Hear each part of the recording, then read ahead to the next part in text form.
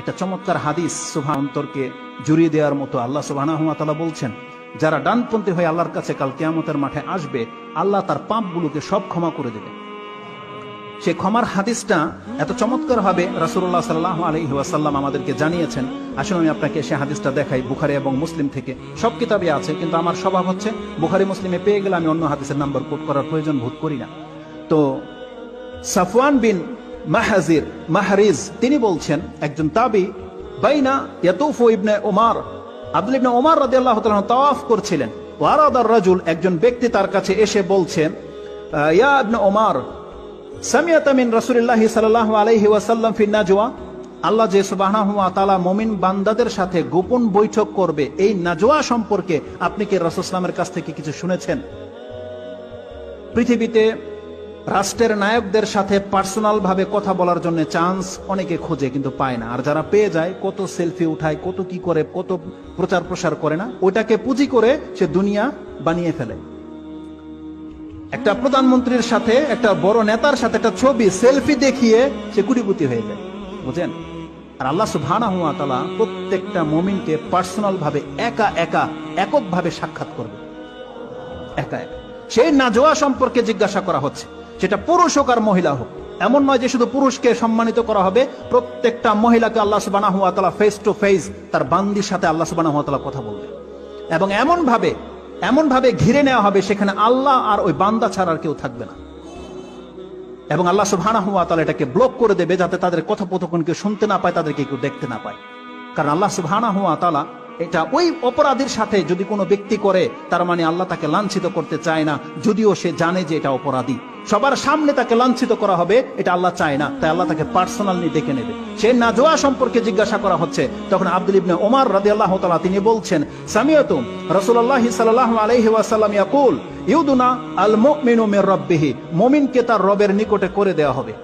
আর মুসলিমের ভাষা রয়েছে, ইয়াদুনুল মুমিন, মুমিন তার রবের নিকটবর্তী হবে। হাত্তা ইয়াদা আলাইহি কানাফাহু, এমন কি যখন সে তার রবের কাছে যাবে, একটা চাদর তাদেরকে ঘিরে নেবে। কানাফা, আমি যেটা ভাবলাম, মুরগির বাচ্চা যখন দৌড় দিয়ে মুরগির নিচে যায়, এই যে ঝাপটা দিয়ে যে ডানা দিয়ে ঢেকে নেয় যাতে কেউ দেখতে না পায়, বলা হয়েছে আল্লাহর পক্ষ থেকে সে বান্দাকে এরকম ঘিরে নেওয়া হবে যাতে কেউ দেখতে না পায়। হাত্তা ইয়াদা আলাইহি কানাফাহু, তাকে ঘিরে নেওয়া হবে। কেন? ফায়ুকাররিরুহু বিযুনুবিহি, যাতে করে তার পাপগুলোকে তাকে দেখানো যেতে পারে। সে বান্দা যে পাপগুলো করেছে, এখন আমার যে অপরাধগুলো আছে, কোনোভাবে যদি এখন এতগুলো মানুষের সামনে প্রকাশ পেয়ে যায়, আমাকে শাস্তি দেওয়া লাগবে না, এখানে আমার লাঞ্ছিত হয়ে যাওয়ার জন্য যথেষ্ট। তাকে জাহান্নামে ফেলতে হবে না। সবার, পুরো পৃথিবীবাসীর সামনে যদি দাঁড় করে দেওয়া হয় যে এটা এই পাপ করেছে, বলেন এর লাঞ্ছনার কি আছে? আমাদের সমাজে যারা আমরা পাপ করে, আমরা চাই না যে আমাদের সমাজে বা ঘরের মানুষ জানুক, এটা আমরা চাই, তাই না? কেউ চাই না যে আমাদের পাপ প্রকাশ পাক। তাই আল্লাহ সুবহানাহু ওয়া তাআলা তার মুমিন ডানপন্থী বান্দাদেরকে এইভাবে তার কাছে নিয়ে নিবে, ঘিরে নেবে, যে কোনো ব্যক্তি তো টেরও পাবে না, দেখতে পাবে না, শুনতেও পাবে না। কারণ আল্লাহ সুবহানাহু ওয়া তাআলা এই বান্দার পাপগুলোকে এখন দেখিয়ে দেখিয়ে স্মরণ করিয়ে দিবে, তুমি এই পাপটা করেছিলে। স্বীকারোক্তি নেবে, স্ক্রিনে তাকে দেখানো হবে। আলা কুল্লি হাল, যেভাবে আল্লাহ সুবহানাহু ওয়া তাআলা সক্ষম, তিনি সেভাবে দেখাবেন। ফায়ুকাররিরুহু বিযুনুবিহি, যাতে করে তার পাপকে স্বীকার করাতে পারে। ওয়া ফি রিওয়ায়াতিন,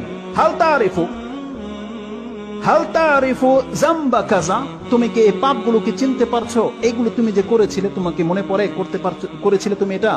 তখন সেই ব্যক্তি, সেই বান্দা বলবে, সে দুইবার করে বলবে, আল্লাহ আমি স্বীকার করতেছি এই পাপটা আমি করেছি। ইমাম বুখারী বলছেন মাররাতাইনি, সে দুইবার করে বলবে। ফায়াকুলু, তখন আল্লাহর কেন তাকে এমনটা করলেন, ঢেকে নিলেন এবং তার পাপকে দেখে জিজ্ঞাসা করলেন যে তুমি এই পাপটি করেছিলে, তুমি দেখতে চিনতে পারছো? এইভাবে কেন করেছিলে এটা জিজ্ঞাসা করেনি, বলছে তুমি যে পাপটা করেছিলে, তুমি কি স্মরণ পড়ে তোমার?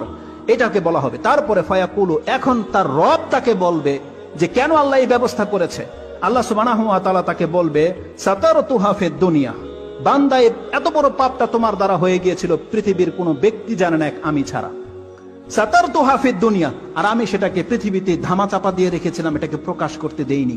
এটা আল্লাহর পক্ষ থেকে হয়ে থাকে। এই জন্য যারা কোনো বড় ধরনের পাপ করে আমরা বসে আছি, প্রকাশ পাচ্ছে না, আপনি জেনেন এটা আপনার রবের পক্ষ থেকে হয়েছে।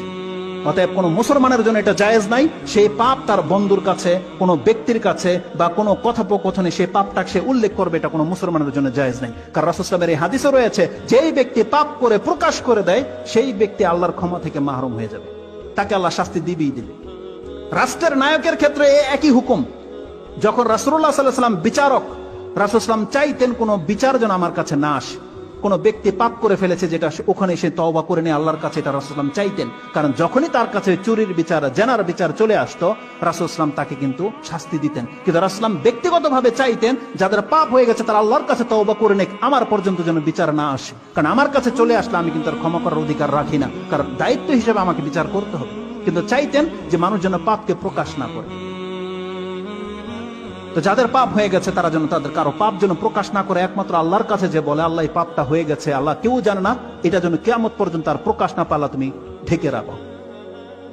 তো আল্লাহ সুবহানাহু ওয়া তাআলা তাকে সংবাদ দেবে, সাতারতুহা ফিদ দুনিয়া ওয়া ফি রিওয়ায়াতিন সাতারতুহা লাকা ফিদ দুনিয়া, আমি তোমার কারণে দুনিয়াতে তোমার পাপটাকে আমি প্রকাশ করতে দেইনি, প্রকাশ করিনি, আর আজকে আমি কি করব, ও গাফারাতুহা লাকাল ইয়াউম, আজকে আমি তোমাকে ক্ষমা করে দিলাম। তওবা গ্রহণ করা হবে যদিও সে 100টা হত্যা করুক না কেন। কোন ব্যক্তি যদি 100টা মানুষকে হত্যাকারীও হয়, সে যদি আল্লাহর কাছে তওবা করে, ইমাম মুসলিম এই অধ্যায়টাকে, এই হাদিসটা এনেছেন, সে যদি 100টা খুন করার পরও যদি আল্লাহর কাছে তওবা করতে পারে, যদি আল্লাহকে বলে আল্লাহ আমি অপরাধ করেছি আমাকে মাফ করে দাও, আল্লাহ বলছে তাকে আমি ক্ষমা করে দেব।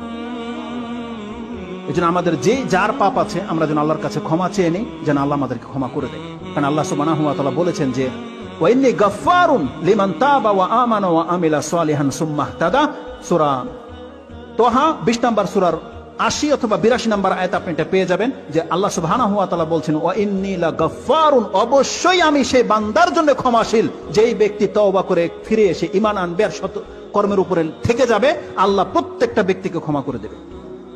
তো রাসূল সাল্লাম বলছেন যে আল্লাহ বলছেন তাকে যে সাতারতুহা ফিদ দুনিয়া, আমি দুনিয়াতে গোপন করে রেখেছিলাম, ও গাফারতুহা লাকা আল ইয়াউম, আজকে আমি তোমাকে এই পাপগুলোকে ক্ষমা করে দেব।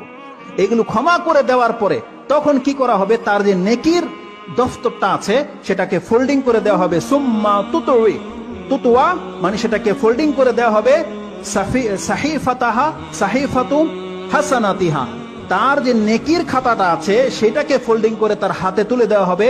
ইবনে মাজার শব্দটা রয়েছে আও কিতাবাহু বিয়ামিনিহি, এটাই হচ্ছে সেই দিনের ঘটনা যেই ব্যক্তি তার রবের কাছ থেকে ডান হাতে কিতাব পেয়ে সে পর্দা থেকে বেরিয়ে আসবে এবং সে এটাই বলবে, হা উমকরাউ কিতাবিয়াম, আসো আমি তোমাদেরকে আমার কিতাব পড়ে শোনাই, যার মধ্যে একটাও গুনাহ লেখা নাই, সব নেকি আর নেকি, আল্লাহ সব পরিবর্তন করে দিয়েছে।